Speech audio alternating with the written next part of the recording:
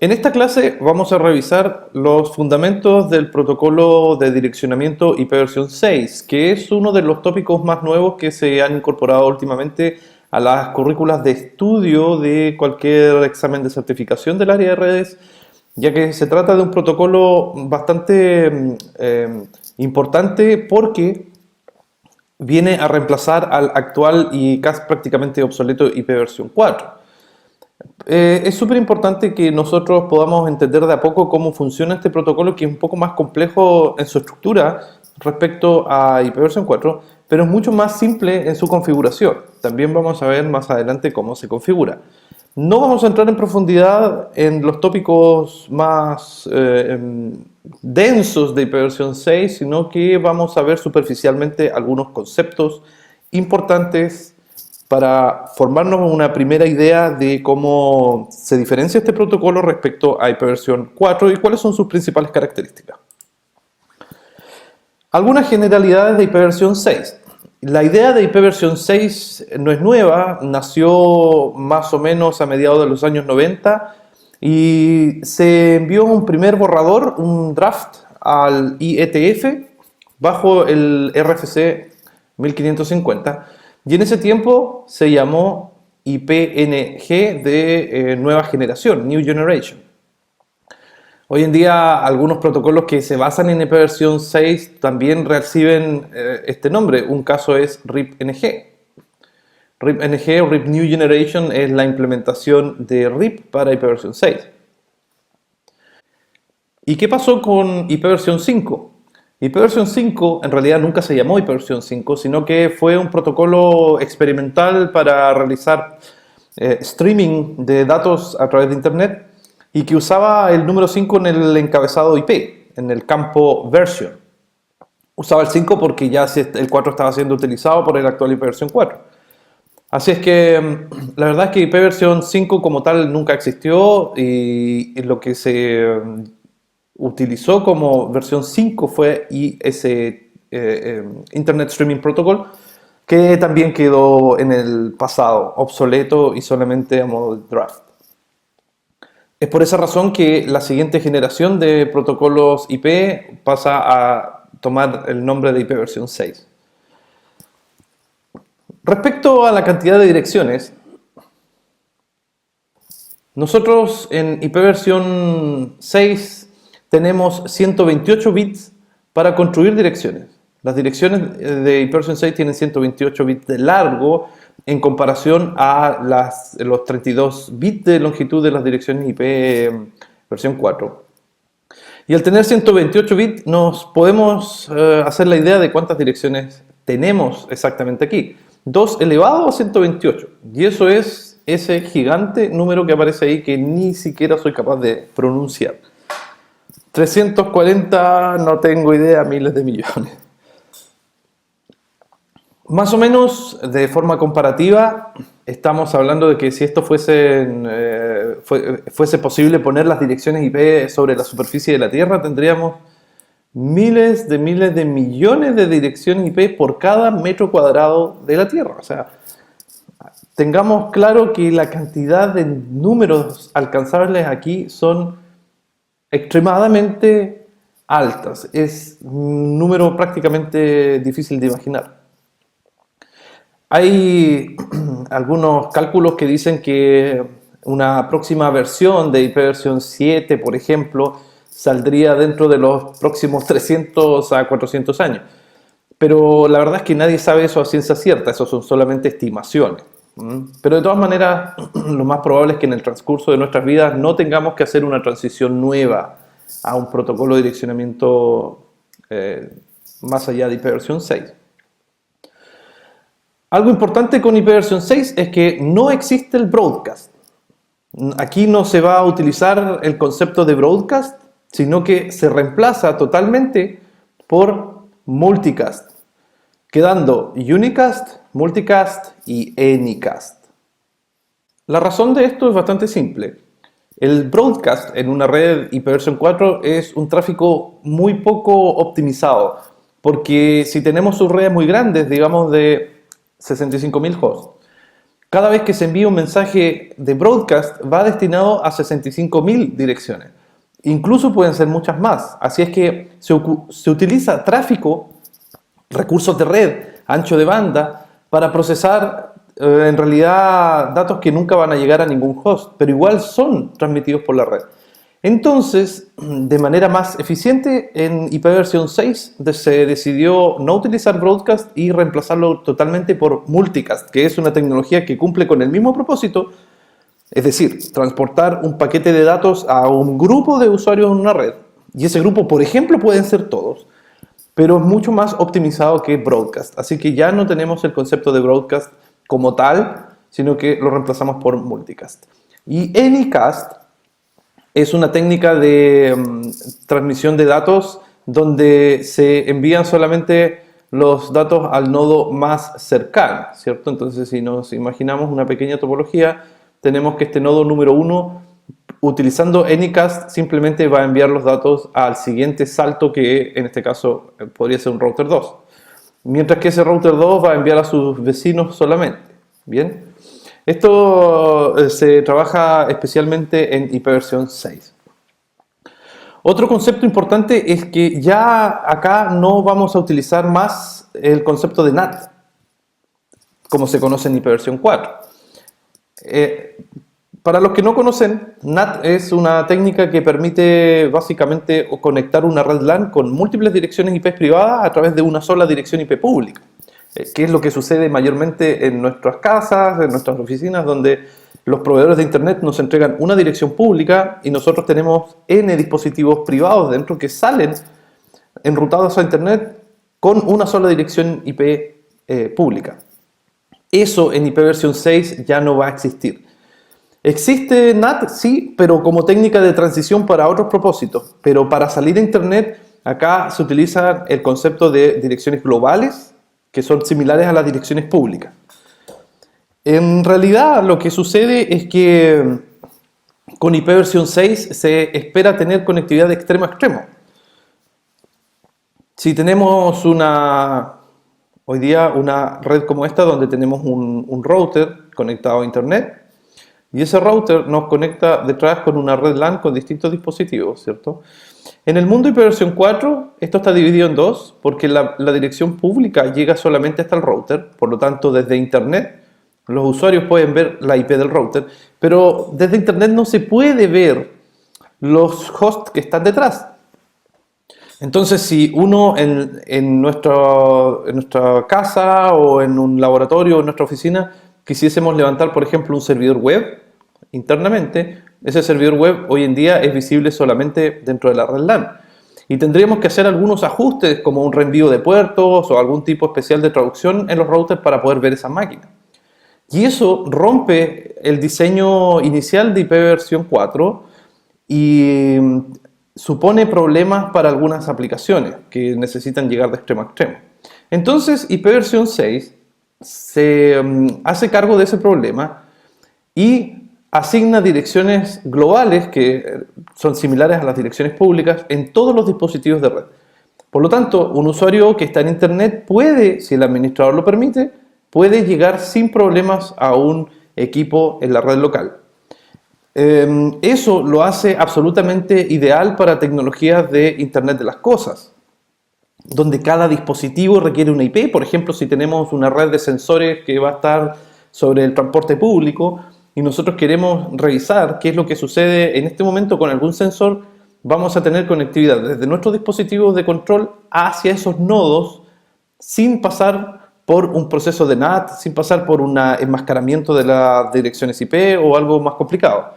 Entonces es absolutamente ideal para tecnologías como IoT. Algunos se preocupan de la seguridad y argumentan que en realidad NAT ofrece seguridad a las redes locales, pero NAT no ofrece ningún tipo de seguridad. La verdad es que es prácticamente una ilusión. El mecanismo de NAT es más problemático que lo que soluciona. Así es que si alguien quiere, a pesar de tener direcciones globales, no tener acceso desde internet, basta que este dispositivo de intermedio, que es un router, lo habilite como un cortafuegos y bloquee este acceso. ¿Bien? Pero eso está a manos ahora del administrador, del dueño de las direcciones IP y no a manos de una tecnología. Esa es la diferencia.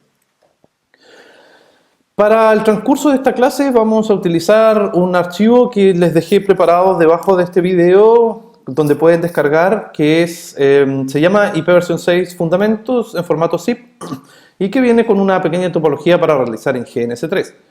Si ustedes no conocen el software GNS3, les propongo que consulten el blog de netlearning.cl, donde aparece explicado el procedimiento de cómo funciona, o bien, si ustedes prefieren, pueden simplemente ir a YouTube y escribir cómo funciona GNS3 y van a encontrar muchos tutoriales muy simples de seguir cómo echar a andar este software. Bien, bueno. Lo más importante, ya hablando un poco más técnico, es la diferencia que existe entre los encabezados. Acá tenemos, como habíamos visto en algunas clases anteriores, el encabezado IPv4, ¿cierto? Y más abajo tenemos el encabezado IPv6. La primera diferencia que notamos es que el encabezado IPv6 es más grande. De hecho, este encabezado de acá, IPv4, el total que tiene son 20 bytes. ¿Sí? Y el encabezado IPv6 tiene el doble, 40 bytes. Bien, así que introduce un poquito más de overhead. Sin embargo, al estar distribuido en bloques de 64 bits, ustedes pueden ver aquí de 0 a 64, como alguna vez ya habíamos comentado, se hace ideal para los procesadores de 64 bits. Y hace que el procesamiento en realidad sea mucho más expedito. Bien, así que en realidad, aunque tenga mayor cantidad de bytes, los procesadores actuales trabajan mejor con el encabezado IPv6 que con el encabezado IPv4.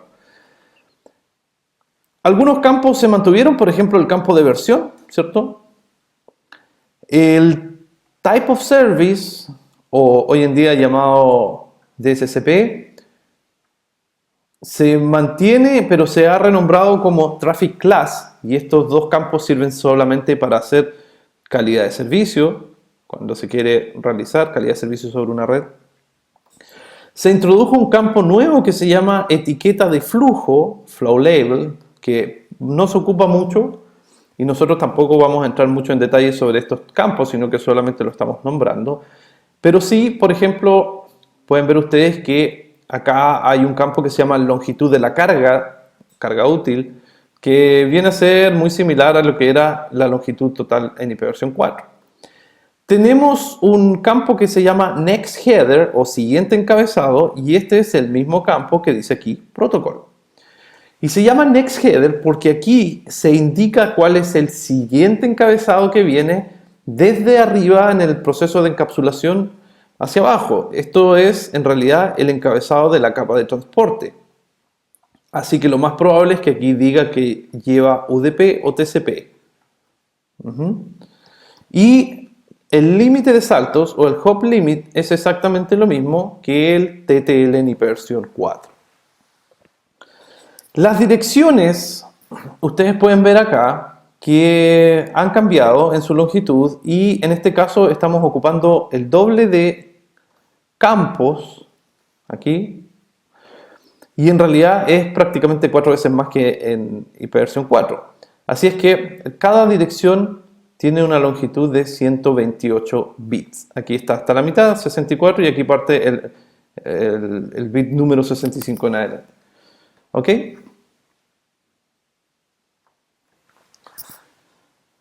¿Cómo están conformadas las direcciones IPv6? Ya, esto es algo que asusta a muchos. Cuando ven IPv6, antes de que lo conozcan ya le tienen miedo, muchos. Entonces vamos a ver que en realidad es bastante simple. Y las direcciones se escriben en primer lugar en formato hexadecimal, ¿sí? Los números hexadecimales. La longitud total de las direcciones son de 128 bits, como ya hemos visto, porque cada uno de estos números representa a un número hexadecimal expresado en bloques de a 4 bits. Así que este 2 en realidad es un 0, 0, 1, 0. El 0 siguiente son 4 ceros, luego tenemos otra vez 4 ceros, la F viene a ser 4 números 1. Y acá tenemos 16 bits.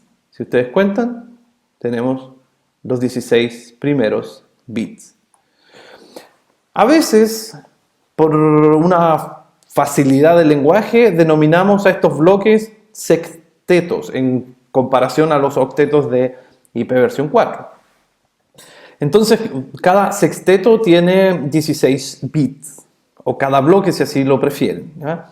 Y lo importante es que ahora estos bloques se dividen en 2 puntos, ¿sí? Ya no se dividen en punto como en IPv4, sino que se utiliza la figura de 2 puntos. Y aquí voy a decir dos cosas. La primera es que en los exámenes de certificación siempre hay un problema. El problema es que como nuestro idioma oficial nativo es español y los teclados de las computadoras vienen en español de España o en español latinoamericano, muchas veces tenemos problemas para ubicar los 2 puntos en el momento de configurar direcciones IPv6. Entonces, les sugiero que antes de enfrentarse a un examen, prueben con el teclado en inglés, porque ese es el que viene preparado en los exámenes, US, prueben cómo se hace la figura de 2 puntos. Eso les va a ahorrar mucho tiempo si es que en el examen les aparece algún ejercicio o algo que tengan que hacer con IPv6. Bien, normalmente se ejecuta con Shift-ñ para los que tenemos teclado latinoamericano, pero les sugiero que ustedes busquen también por sí mismos. Y lo otro que voy a mencionar también es que, fíjense este término, colon.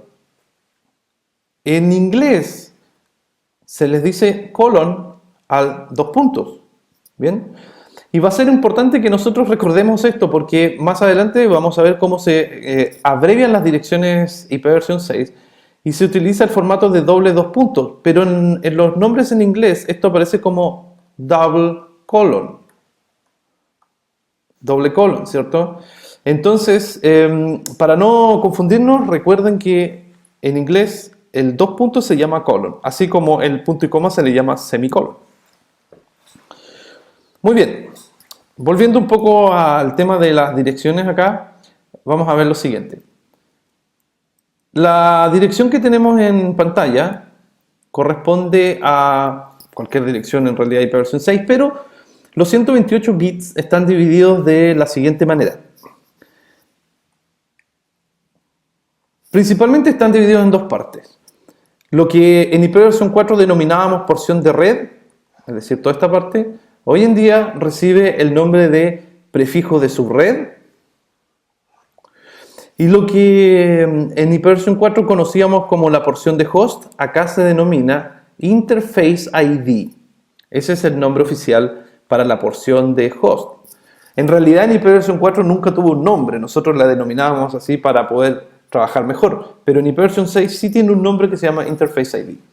Bien, el prefijo de subred, los primeros 64 bits, están divididos en 2 partes.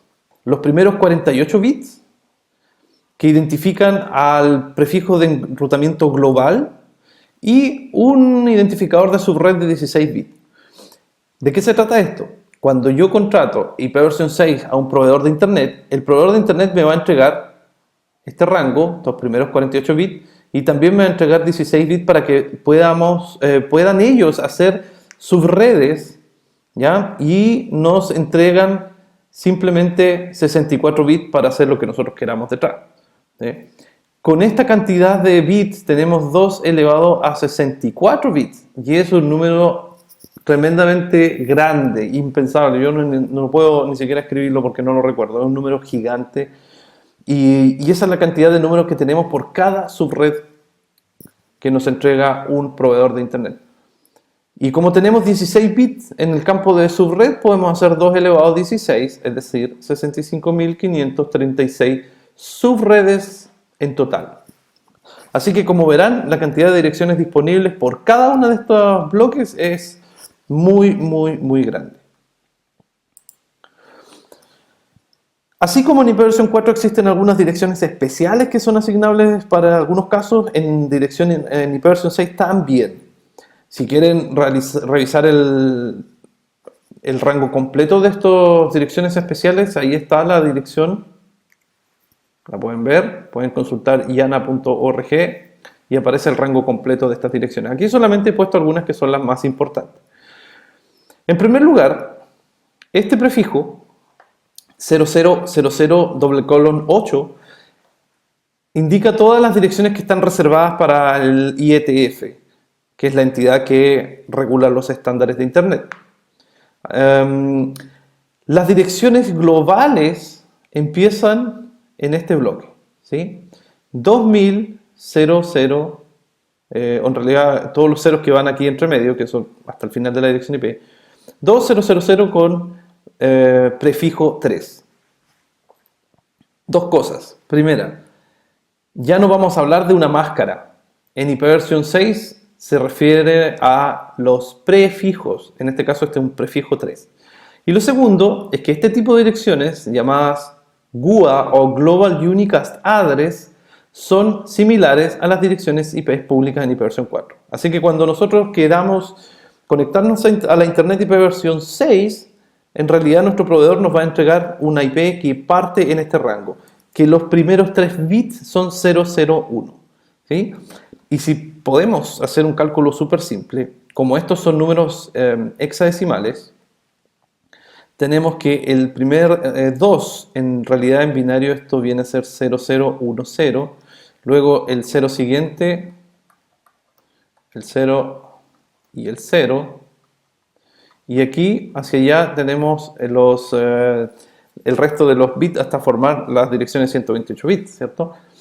Pero todas las direcciones que empiezan con 001, por eso que aquí tiene un prefijo 3, están consideradas que son globales. Y aquí podemos poner, por ejemplo, 001, 00000, 0000001, que en realidad en formato hexadecimal quedaría como 2001. ¿Sí? Y todas las posibles combinaciones en este rango, que son bastantes. Tengo miles de millones de direcciones IP para poder trabajar con IPv 6. Otra cosa es que acá en IPv 6 existen otro tipo de direcciones que se llaman Unique Local Address o ULA. Las Unique Local Address tienen una particularidad. Estas direcciones no son enrutables en Internet, son privadas, ¿sí? Pero sí son enrutables dentro de una organización, dentro de un sistema autónomo. Bien, esto no existe en IPv 4. Existe algo similar a las direcciones Unicast Link Local Address. Lo similar son aquellas redes APIPA, ¿sí? Ese rango 169.254.0.0 máscara 16 es muy similar a las direcciones Link Local Address que ya vamos a ver más adelante en la práctica. Las direcciones multicast aquí parten con FF00, ¿sí? Todos los multicast parten con FF.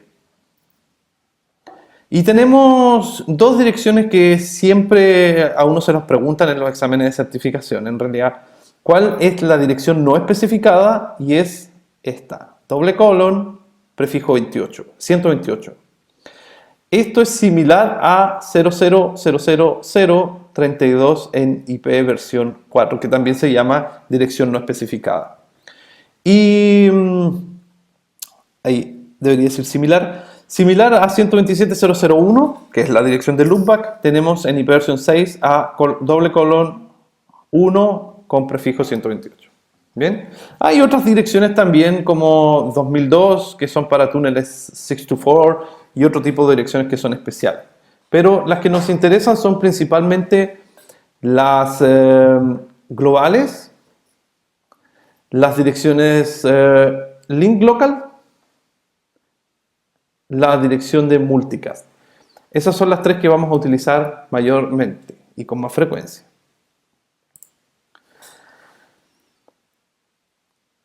Esto es algo bastante importante porque Si es que tenemos que trabajar con IPv 6, siempre vamos a tener que acortar estas direcciones. Para algunos puede ser una verdadera pesadilla que tengan tantos números, pero la verdad es que el protocolo nos ofrece dos maneras de acortar estas direcciones y al final incluso pueden terminar siendo más pequeñas que aquellas de IPv 4. Veamos cómo funciona este ejemplo y después ustedes van a tener que resolver unos similares. Si tengo esta dirección completa, escrita con los 128 bits en hexadecimal, yo la puedo acortar. Entonces, para poder acortar tengo dos formas que se pueden utilizar indistintamente. No es necesario que exista una o la otra, sino que se pueden utilizar las dos en la misma dirección. Lo primero es que en cada uno de los bloques, estos sextetos que llamábamos, podemos eliminar los ceros que van a la izquierda. Si miramos el primer bloque, no tenemos ningún cero a la izquierda, por lo tanto ese no se puede acortar. Pero el segundo bloque sí. Vean ustedes, 00, 1C, lo podemos dejar como simplemente 1C. ¿Sí? Así es que de esa manera podemos nosotros acortar las direcciones. Aquí este bloque 0000 también lo podemos escribir como simplemente 0. Al igual que el otro que es 000C, que queda como C. Y la otra forma es que los bloques consecutivos de bloques número 0, 0000, pueden ser reemplazados por la figura del doble colon. Lo importante es que este movimiento se puede hacer solamente una vez por dirección. Es muy típico que en los exámenes salgan direcciones acortadas o abreviadas y les pregunten a ustedes cuál es correcta o no, y puede salir algo como esto: 2001 A FC3 2.2.1. Esta dirección es absolutamente inválida porque tiene dos veces el doble dos puntos o el doble colon en la dirección, así es que esa dirección no está correcta. De hecho, la máquina utiliza el doble colon para rellenar los espacios de ceros que faltan, así es que si tuviese dos veces o más, la máquina no sabría dónde rellenar con ceros y por lo tanto perdería sentido la dirección. Así es que se puede, estos bloques consecutivos, por ejemplo acá tengo un bloque consecutivo de ceros, creo que voy a tratar de ponerle ahí sí, color, y también tengo estos tres de acá, también son bloques consecutivos de ceros. Esos bloques se pueden escribir como doble colon. Bien, entonces nuestra dirección resultante puede ser que yo escriba simplemente el primer bloque de ceros como 00 y estos tres consecutivos los reemplace por el doble colon, o puedo hacerlo al revés. También es válido escribir de esta forma. Si ustedes se fijan, estos dos bloques de ceros fueron reemplazados por el doble colon y los tres bloques de ceros fueron simplemente escritos en su forma abreviada 000. Cualquiera de las dos es correcta, ¿ya? Para nosotros va a ser más correcta tal vez la del medio porque es más corta, pero no tiene ninguna diferencia en el proceso de enrutamiento, porque realmente el router, como les decía, llena con ceros la parte donde está el doble colon para poder completar los 128 bits que quedan. Entonces, vamos a hacer algunos ejercicios de reducciones de IPv 6. Aquí tienen 4 direcciones. Por favor, pausen el video y traten ustedes de, con un lápiz y un papel, simplemente escribir estas direcciones lo más cortas que puedan, de la manera más abreviada que ustedes encuentren, ¿ya? Puede que tenga en algunos casos una o dos soluciones distintas, pero no importa que hayan dos. Lo que nos importa es que sea la forma más corta posible. ¿Ok? Así es que pongan pausa, realicen este ejercicio y revisamos inmediatamente. Bueno, vamos a revisar cómo se acortan las direcciones IPv 6 en este ejemplo y espero que ustedes también las tengan correctas. Ahí están las respuestas. Pueden revisar con lo que ustedes hicieron. Y fíjense que el primer bloque, 002C, se eliminan estos ceros a la izquierda, ¿sí? Y tenemos luego una serie consecutiva de bloques ceros que tranquilamente los podemos reemplazar por doble colon. Luego este 00C1 también puede ser escrito solamente como C1. 7FC0 no hay nada que hacer porque aquí no hay ningún cero inicial en este bloque. 1000 tampoco, pero el último sí. ¿Bien? Entonces podemos reemplazar eso por el doble colon y el último bloque queda como 0. Así que esta es la forma más corta posible de escribir esa dirección IP. En el otro caso es mucho más fácil porque podemos escribir los dos primeros bloques completos porque aquí no tenemos ninguna posibilidad de reducirlo. El siguiente sí puede ser escrito como 0, el cuarto puede ser como 1 y toda la secuencia completa de ceros que queda al final simplemente la reemplazamos por un doble colon. Y eso es todo. La tercera dirección es lejos la más fácil. Fíjense, mucho más corta que en versión 4. Y también la última dirección queda abreviada de esta manera. Si tienen alguna duda con el cálculo de esto o la explicación, pueden escribir en los comentarios y vamos a responder en la medida que ustedes vayan realizando sus consultas. Pero este ejercicio es súper importante que ustedes lo hagan bien. Tampoco es muy difícil, es bastante lógico, porque si les aparece en su examen alguna pregunta de hiperversión 6, definitivamente va a ser una de estas. ¿Cómo funciona el enrutamiento en hiperversión 6? La respuesta no puede ser más simple, igual que en hiperversión 4, de la misma manera, ¿sí? Acá tenemos un ejemplo con un router Chile, donde tenemos el prefijo 48 que nos asignó un proveedor de internet, un router en Perú que tiene un prefijo también 48, pero naturalmente que son distintos, y un router en Colombia para esta sucursal allá. Mientras que las sucursales en Argentina deben comunicarse a través de una WAN para llegar hasta esos routers. Entonces, el router Argentina 1 va a tener en su tabla de enrutamiento la información de cómo llegar a cada uno de los bloques y a través de cuál router, ¿cierto? Y en el router de Argentina 2, como él tiene solamente una posibilidad, lo que hace aquí es simplemente sumarizar los bloques completos de la misma manera que en IP versión 4, es decir, se escribe este bloque y este bloque de manera binaria, los 128 bits, y se buscan cuáles son los bits en común, y al final tenemos que esos tres bloques IP se pueden escribir de esta manera. Por lo tanto, este router simplemente necesita una sola entrada en su tabla de enrutamiento para poder llegar hasta Chile, Perú o Colombia. Esto es exactamente igual que en IPv4, 4, así es que no hay ningún problema. IPv6 6 trae bastantes cosas nuevas y EUI 64 es una de ellas. EUI recibe su nombre de Extended Unique Identifier 64 por los 64 bits que se forman.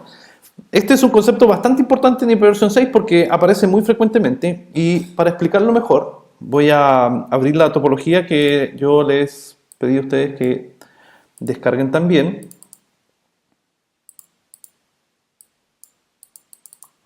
Ahí está. Vamos a esperar que cargue un poco esta topología en de ipv 6 en GNS3. Vamos a iniciar estos routers aquí. Y voy a tratar de achicar esto lo más posible para que entre en la pantalla. Bien. Esto es una topología muy simple. Tenemos un router, un switch que en este caso no tiene ningún uso más que compartir la conexión y dos hosts. Entonces vamos a abrir aquí la consola de cada uno de ellos. Voy a achicar para poder entrar aquí en la pantalla para que ustedes puedan ver bien cómo quedan los comandos y voy a conectar esta también y la consola de PC2. Muy bien. Bueno, en este caso, si yo tengo donde veo aquí PC1, momento, ahí está. PC1 no tiene ninguna dirección y creo que ahí está, Show IPv6. Fíjense que hasta este punto nosotros no hemos hecho ninguna configuración en la topología y ya los equipos vienen con una dirección IP versión 6. Ahí está. Esa dirección IP versión 6 viene autogenerada, funciona siempre, no se puede desconectar y no es necesario configurar nada para que ya tengamos comunicación, en este caso, a un alcance de link local o enlace local. Si yo abro mi propio computador personal y veo mi red, también tengo una dirección IP versión 6, aun cuando yo no he configurado esto. Si ustedes revisan sus sistemas operativos con Windows o Linux o el sistema que tengan, van a ver que también tienen una IP que empieza en el rango FE80. Esas direcciones se llaman direcciones de enlace local o link local y son generadas automáticamente por el sistema operativo. Entonces, nosotros, en teoría, sin haber configurado nada, por lo menos debiésemos tener conectividad entre PC1 y PC2. Vamos a ver. Vamos a ver exactamente aquí donde está el terminal. Ahí está, lo voy a hacer más pequeño aún para poder verlo bien. Entonces, si veo la dirección IP versión 6 de la máquina 2, tengo que es esta dirección. Vamos a copiar y vamos a ir a la máquina 1. Veamos si tenemos conectividad. Ahí está. Puedo hacer ping perfectamente de un lado a otro sin siquiera haber configurado nada. Esto es lo mismo que llegar y conectarse a la red y listo. IP versión 6 nos ofrece la posibilidad de tener conexión a nivel local en nuestra LAN sin configurar absolutamente nada. Eso se llaman direcciones de enlace local. Bien. Si nosotros queremos salir de esta red interna, no podemos hacerlo con las direcciones locales. Tenemos que utilizar una dirección global. Bien. Para eso, primero vamos a configurar este router. Aquí está nuestro router 1. Si ustedes no saben cómo configurar un router, no se preocupen porque más adelante viene un tutorial completo de cómo realizar las configuraciones básicas de un router, pero aquí pueden ustedes seguir también los comandos en pantalla. En primer lugar, vamos a ver cuáles son las configuraciones IP de las interfaces que ya tiene. Aquí vemos que este router tiene varias interfaces, pero todas están apagadas, así que de acuerdo a nuestra topología, la interfaz que viene hacia abajo debiese ser la FAS00. Entonces, vamos a entrar a la interfaz FAS00, la vamos a encender con no shutdown. Esto se demora un poco siempre. Ahí está. Y si volvemos a repetir el comando de arriba, ahora aparece que esa interfaz está up. Perfecto. No tiene ninguna dirección IP asignada aún. Entonces, lo que vamos a hacer es entrar a la interfaz. Y en este caso, fíjense que tenemos dos números acá. Una de las propiedades de IP versión 6 es que podemos tener múltiples direcciones IP públicas en las interfaces sin necesidad de levantar algunas cosas como subinterfaces o configuraciones especiales. Podemos tener N direcciones asignadas a la misma interfaz. Para simplificar este ejemplo, voy a partir con la número 2 y voy a configurar la IP 2001 AAA-EF. Luego voy a llegar a la de EUI64. Entonces, esa ventana no es la del router.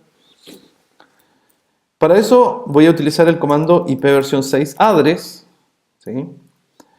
Voy a asignar el bloque que me están dando, 2001 AAA. Ahí está. Y la última dirección va a ser EF. Aquí va a ser súper importante que yo sí especifique los primeros 64 bits del prefijo. Para los que tengan la duda, como estos son números hexadecimales, no importa si uno escribe con mayúsculas o minúsculas. Ningún sistema operativo diferencia esos números si es que son hexadecimales, así que pueden hacerlos como ustedes estimen conveniente. En este caso he asignado la dirección IP que aparece aquí, por lo tanto este comando debería mostrarla y ahí está. Aquí está nuestra dirección IP y fíjense que también se generó una dirección de enlace local. Entonces, en este momento, yo puedo tener conectividad en el router, desde el router hasta esas dos máquinas a nivel local, sin necesidad de que estas dos máquinas tengan IPs globales configuradas. ¿Bien? Y eso es porque existen las link local. Vamos a probar la comunicación. Aquí está la IP link local del router. Vamos a volver a uno de los PC. En este caso PC1. Y vamos simplemente a enviar un ping. Y ahí el router está esta vez respondiendo. Así es que a nivel local ya tenemos comunicación. Nos interesa sí tener una dirección global para que esta máquina pueda globalmente alcanzar más allá de esta red. Entonces vamos a ir a configurar nuevamente el PC1 con las direcciones IPv6. Entonces, en este caso el comando IP nos va a permitir configurar la dirección de IPv4 y también la dirección de IPv6 debería ser. Veamos. IP, voy a configurar en este caso el prefijo 2001 AAA y aquí estoy dando la subred completa, ¿sí? Y puedo escribir también el comando EUI64. La manera de asignar las direcciones en IPv6 son varias. La forma más simple es que yo a este PC le asigne la dirección 1, ¿sí? O puedo decirle al sistema operativo que lo haga automáticamente. Y para eso voy a escribir EUI64. Bien. Lo que acabo de hacer es decirle al PC1 que el prefijo que vamos a utilizar, los primeros 64 bits son esos, y que los 64 bits restantes de la dirección IP los calcule solo, los agregue automáticamente. Y la dirección generada, en este caso, es esta de aquí. ¿Sí? Como nuestro router tenía una dirección IP EF, se supone que en este punto ya podría hacer ping hacia ese router. 2001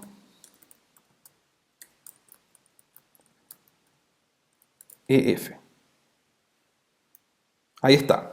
Ahí está respondiendo el ping el router. Así es que es perfectamente funcional esta dirección IP. Analicemos un poco cómo se formó esta dirección de manera automática bajo el formato de EUI64. Hasta aquí están los primeros 64 bits y los 64 bits restantes se formaron con este número. De hecho, a partir del número 2. Ahí. Bien. Si escribimos show IPv6, aquí podemos aclarar un poquito más. La dirección MAC de este equipo es la que aparece acá. Y la dirección MAC de cualquier dispositivo tiene siempre 48 bits. Y ustedes pueden ver que son también escritos en decimal. Entonces, el formato EUI64 lo que hace es tomar esta dirección MAC de 48 bits, aquí está, un ejemplo, y la divide en dos, y entre el tercer y cuarto byte de esta dirección va a agregar siempre el código FFFE. Esta es una forma de diferenciar que esa dirección fue generada automáticamente, ¿ya? Y además de eso, en el primer sexteto, si pudiésemos llamarlo así, aquí, binariamente lo que va a hacer es que el séptimo bit lo va a invertir. En este caso teníamos 00, por lo tanto el séptimo bit, naturalmente que era un 0, si esto lo puedo escribir aquí, tenemos 0000, que es el primero, y luego 0000. Y al hacer el formato EUI64, el séptimo bit se invierte por un 1, resultando en 02. Bien. Y acá tenemos exactamente los 48 bits de la dirección IP porque se le han agregado estos 16 del medio. Si nosotros comparamos esto con nuestra dirección, que no era esa, por cierto, era la del router, la del PC1, tenemos que la dirección MAC es 005079666800, aquí está, y pueden ver que la dirección generada con EUI64 es la que estoy destacando. Aquí en el medio aparece FFFE, que son los 16 bits que se acaban de agregar, y la dirección cambió por un 2. ¿Sí? Evidentemente, como hay un 0 al principio, se puede omitir. Así es que El formato EUI64 permite dinámicamente generar las direcciones IP globales a partir de nuestra dirección MAC. Y eso es porque se supone que las direcciones MAC son únicas en el mundo y así podrían ser también las direcciones globales. Entonces, para los que no nos gusta configurar muchas direcciones IP, podemos rápidamente levantar IPv6 con EUI64 y ni siquiera preguntarnos cuál va a ser la dirección, sino que el computador lo calcula solo. Para eso sí es necesario darle solamente el prefijo que vamos a utilizar. ¿Bien? Ahora, en el caso del router, estoy buscando, aquí está el router. Nuestro router también generó una dirección link local basándose en el mismo criterio de la EUI64. Entonces podemos buscar cuál es la dirección MAC de este router, de esta interfaz. Show interfaz 00. Y vamos a poner aquí include hardware. No está. Ahí está. Include address. La dirección de este router, la dirección MAC, es esta que aparece aquí. Bien, así es que utilizando el mismo criterio, finalmente lo que sucede es que se agregan estas direcciones en formato EUI64. Tenemos además que, de acuerdo a nuestra topología, que está aquí, agregar una segunda interfaz al router que también está formada por EUI64. Entonces, para hacer eso, esto también es muy sencillo. Dentro de la configuración de la red, decimos IPv6, address, le damos el prefijo completo y le digo que el resto de los 64 bits los agregue automáticamente a partir de la dirección MAC. ¿Sí? Entonces, si realizamos un comando de show IPv6 interface brief, aquí van a aparecer exactamente las dos direcciones globales que tiene esa interfaz y la dirección de link local. En IPv4, cuando uno configura un router, puede volver a sobreescribir la dirección IP. En IPv6, si uno vuelve a escribir, en realidad se agrega. Si yo quisiera eliminar esta dirección, tengo que ir manualmente con el comando no IPv6 address y eliminarlo. Bueno, todavía no hemos configurado el PC2. Lo que vamos a hacer acá es asignar automáticamente la dirección IP.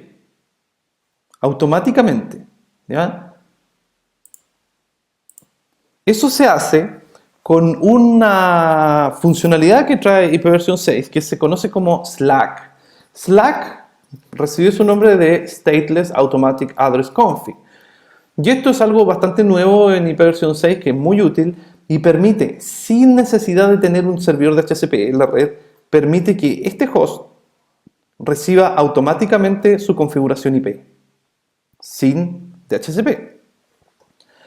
Aunque DHCP también existe para otras cosas también en IPv6, por si alguien lo quiere implementar. Entonces veamos cómo sería en realidad la configuración mediante SLAC para este host. Vamos al PC2. Nuestro PC2 no tiene todavía ninguna dirección IP global asignada, solamente las IPs locales. Bien, y lo que yo tengo que hacer acá es escribir el comando IPv6 auto. En esta máquina es IP auto.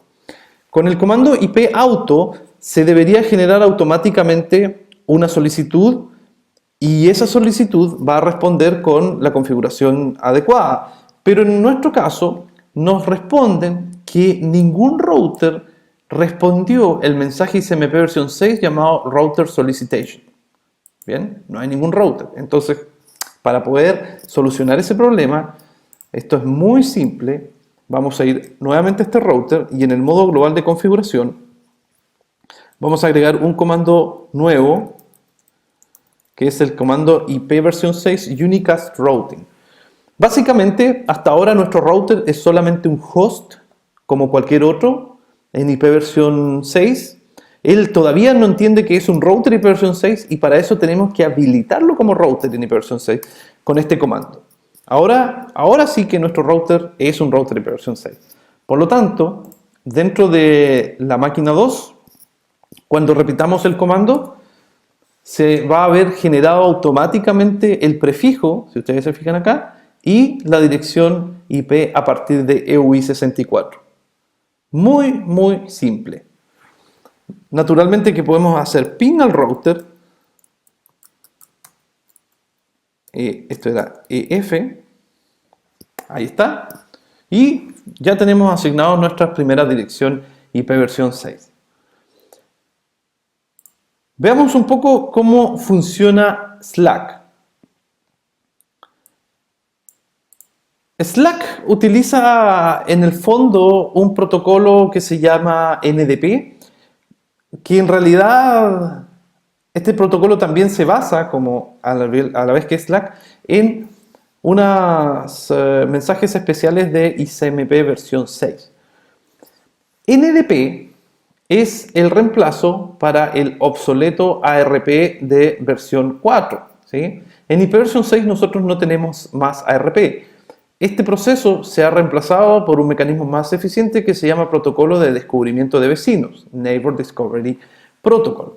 ¿Ya? En ARP prácticamente existen dos mensajes, una consulta, un query y una respuesta a un reply a esa consulta. En NDP tenemos principalmente 4 mensajes, existen más pero los principales son 4. Existe el mensaje RS, Router Solicitation, RA, Router Advertisement, NS, Neighbor Solicitation y NA, Neighbor Advertisement. Cada uno con un código especial del protocolo ICMP. Si el host 1 quiere saber si es que acaso hay otros vecinos IP versión 6 en la red, él va a enviar un mensaje de tipo Neighbor Solicitation, solicitud de vecinos. Y ese mensaje a través de multicast le va a llegar a todos los routers que tengan, o todos los hosts en realidad, que tengan IP versión 6 activado. Y cuando las máquinas reciben un NS, van a responder con una publicación de vecino, es decir, con un NA. ¿Sí? Neighbor Advertisement. Neighbor Advertisement.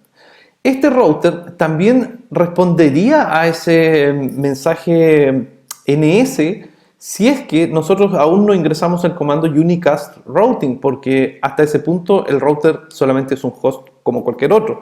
Pero en el momento que nosotros agregamos el comando IP versión 6 unicast routing, lo convertimos inmediatamente en un router IP versión 6.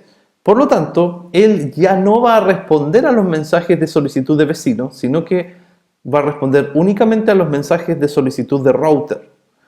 Cuando uno de estos hosts necesita encontrar un router en la red, va a enviar un mensaje Router Solicitation y el único que va a responder, evidentemente, va a ser el router con un Router Advertisement. Esto es súper simple, súper simple. Solamente tenemos que descubrir vecinos y routers, nada más. ¿Ok? Acá hay una tabla que hice con alguna información un poco más concreta respecto a estos mensajes. Y tenemos que los mensajes de publicación de router, los router advertisement, que son respuestas cuando hay consultas de router. Estas son las consultas, respuestas. Estas respuestas envían los prefijos, como ustedes vieron en nuestro ejemplo, que automáticamente se asignó un prefijo al computador 2, aquí, simplemente IP auto, y esto se asignó de manera automática, ahí está el prefijo. Otros parámetros como la MTU, el límite de saltos, etc. La dirección de origen de ese mensaje es la link local del router, la que ya tenía antes configurada. Y la dirección de destino es básicamente a la multicast FF02 2.2.1 o bien a quien envía ese mensaje. La solicitud de router la envía cualquier host preguntando si hay un router en la red, ¿cierto? Y el destino es, creo que voy a borrar aquí un poquito para que sea más claro, FF02 2.2.2. Esta dirección en idioma humano significa todos los routers ipv 6. En mi red, todos los routers que hablen ipv 6 van a recibir un mensaje que vaya destinado a esta dirección. ¿Bien? También tenemos la solicitud de vecino, que es muy útil para el mecanismo de Duplicate Address Detection o detección de direcciones duplicadas que utiliza ipv 6 también. Y luego tenemos la publicación o el Neighbor Advertisement cuando un vecino dice que sí, efectivamente soy un vecino. Además existe otro mensaje en ipv 6 que se llama Redirect, que esto es una novedad en este protocolo y es bastante útil en algunos casos si consideramos que, bueno, mejor podemos volver a nuestro ejemplo acá. Bien, en esta red ustedes ven que tenemos solamente un router. Voy a borrar un poquito para que quede más claro, ¿ya? Pero si en teoría hubiesen dos routers, aquí también podemos dibujar otro, cada uno de ellos conectados a un proveedor distinto o al mismo proveedor, bla, bla, bla. Si es que estos hosts han elegido, por la razón que sea, al router número, digamos, 2 y el de arriba 1, para salir a internet, y este router tiene algún problema, como que una interfaz no funcionó o algún tipo de inconveniente, él mismo envía a sus hosts un mensaje de tipo redirect. Buah, creo que pasé a apretar algo de más aquí. Ahí sí. Envía un mensaje de tipo redirect y le informa a los routers que en realidad, a los hosts, digo, no lo sigan ocupando él, sino que lo redirecciona al otro, que está funcionando correctamente. Es como una ayuda que existe dentro de la misma red LAN. Estas son cosas que en ipv 4 la verdad es que no existen. Podemos ver este proceso claramente cuando trabajamos con Wireshark. De hecho, GNS3 viene con una opción de trabajar con Wireshark. Aquí voy a iniciar con el botón derecho una captura en este puerto de switch, ¿cierto? Sí, en el puerto, en el router más bien. Aquí está nuestra captura de datos y debiese yo generar en este momento, vamos a ver si es que no funciona, IP auto, ahí está. Ustedes se fijan, acabo de generar el comando IP auto y en ese mismo instante salieron dos mensajes en pantalla de tipo ICMP versión 6. Voy a detener esto un poco. El primero es un mensaje de tipo Router Solicitation, RS, porque alguien está solicitando un router. De hecho, ¿quién es ese alguien? Aquí está la dirección de origen, ¿sí? Aquí está la dirección de origen, que ya nosotros tenemos una dirección IP versión 6 porque se calculó antes. Y la dirección de destino es, como ven ahí, FF02 2.2.2. Este es el multicast para decir todos los routers. Bien, y la respuesta desde esta máquina va con un mensaje de Router Advertisement.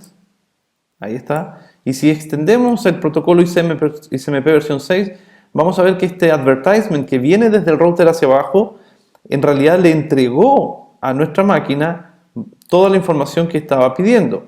Le envió un prefijo, le envió la MTU, le envió otro tipo de información también que es útil. ¿Dónde está? Aquí. Cuando este host número 2 configura el comando IP auto, envía hacia el router una solicitud de router y este router responde con el prefijo que ya tiene configurado, en este caso 2001 AAA. Y como el PC2 recibió ese prefijo con 64 bits, puede construir los 64 bits restantes a partir de su dirección MAC.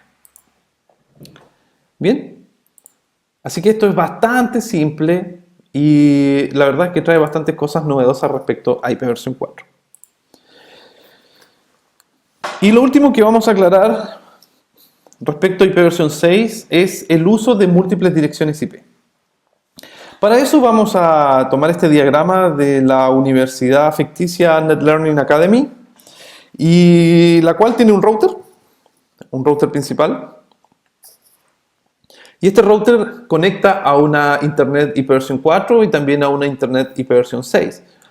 que entre paréntesis, estas dos internets no son para nada compatibles. ¿Ya? El protocolo IPv 6 no es en absoluto compatible con IPv 4, corren en paralelo, corren en una forma que técnicamente se denomina dual stack. ¿Sí? Cuando en la misma máquina corre IPv 4 y IPv 6 se denomina dual stack. Bueno, dentro de esta organización tenemos que los hosts tienen múltiples direcciones IP. En primer lugar, cada uno de ellos tiene una dirección privada IPv 4 que les permite llegar hasta este router y el router automáticamente envía esos mensajes hacia la internet IPv 4. Pero también cada uno de ellos tiene direcciones globales. Entonces podemos ver que cada uno tiene dos direcciones globales, lo cual los hace visibles desde y hacia la internet IPv 6. La gracia es que si tengo un usuario aquí afuera en la IPv 6 y él consulta una de estas direcciones, la red automáticamente los va a traer hasta acá y si este usuario decide levantar un servidor web internamente, se puede ver desde internet sin mayor inconveniente. Bien, además de las direcciones globales, también cada una de estas máquinas tiene dos direcciones más. Ya vimos las direcciones de link local, que son todas esas que empiezan con FE80 y que el resto de la dirección se compone a través de EUI64, tomando la dirección MAC como referencia. ¿Para qué sirven estas link local? Para entender esto tenemos que identificar los dominios de capa 2. En este caso tenemos aquí un dominio de capa 2. Voy a tratar de hacerlo lo más claro posible. Aquí. Este es un dominio de capa 2, que es una interfaz de router, y este es otro dominio de capa 2, que es otra interfaz de router. ¿Vale? Entonces, las direcciones de enlace local sirven para comunicarse con las máquinas dentro de este dominio de capa 2. Este PC1 puede comunicarse con el switch si tuviese un IPv 6, puede comunicarse con el PC2 y también con la puerta del router. Pero las link local nunca van a salir más allá del router. Para eso necesitamos IPs globales. ¿Bien? Entonces, por lo menos podemos tener comunicación dentro de esta LAN utilizando simplemente estas link local address. Pero nosotros no podemos tener comunicación con el PC3 desde el PC1 porque reside en otro dominio de capa 2, en otro segmento. Entonces, las direcciones link local no nos sirven. Podríamos utilizar la dirección global y comunicarnos directamente aquí, y eso va a funcionar sin ningún problema. Pero a veces podemos nosotros eliminar las direcciones globales para evitar que ese host sea en realidad visto desde internet, porque no nos interesa. Este solamente, supongamos que es un servidor de base de datos interno y no tenemos que publicarlo en internet. Pero sí nos interesa que los demás usuarios de nuestra misma red, de nuestra organización, puedan acceder a ese servidor. Entonces, para eso se configuran las direcciones Unique Local Address. Estas direcciones, al igual que las link local, no son enrutables en internet. La gracia de las ULA es que no me sirven para salir a internet, pero sí son enrutables dentro de mi organización. ¿Bien? Mientras que las link local no son enrutables ni siquiera dentro de la organización. Y eso se le conoce como scope en inglés o alcance. El scope, el alcance de las direcciones link local address es solamente el dominio de capa 2. El alcance de las direcciones unique local address, ULA, es toda mi organización interna. ¿Sí? Y en internet son válidas las direcciones globales. ¿Ven? Así es que IPv 6 viene con numerosas herramientas nuevas que nos permiten a nosotros trabajar de una manera un poco más cómoda también, y van a ver que en la medida que ustedes van practicando con IPv 6, ya después cuando vuelven a IPv 4 extrañan un poco estas funciones que nos simplifican bastante la vida en algunos casos. Por ahora eso es todo respecto a IPv 6. Y espero haber sido útil con esta información y nos vemos en una siguiente sesión.